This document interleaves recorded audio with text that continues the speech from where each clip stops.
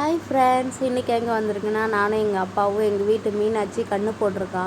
அதனால் அவளுக்கு உடம்பு எப்போவும் சோர்வாக இருக்குது. அதனால தான் இந்த கிழங்கு சாப்பிட்டா கிழங்கோடைய சக்கை மாட்டுக்கு கொடுத்தா நல்ல சத்து பால் ஊறும் அப்படின்னு சொன்னாங்க. அதான் நாங்கள் எங்களுடைய ட்ரக் எடுத்துகிட்டு வந்துட்டோம்.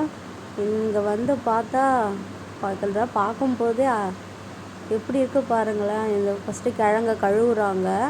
இதிலேருந்து தான் மைதா மாவுலாம் செய்கிறாங்க போல். இதோடைய சக்கை தான் மாட்டுக்கு கொடுத்தா மாட்டு நல்லா பால் ஊறும், நல்லா தெம்பாக இருக்கும். அதனால தான் நாங்கள் இன்றைக்கி இது நாங்கள் சக்கை வாங்க வந்திருக்கோம். இது எவ்வளோ ப்ராசஸ் இருக்குது பாருங்களேன். எங்கெங்கே போய் எனக்கு புதுவிதமான அனுபவமாக இருந்துச்சு. எவ்வளோ பேர் வேலை செய்கிறாங்க.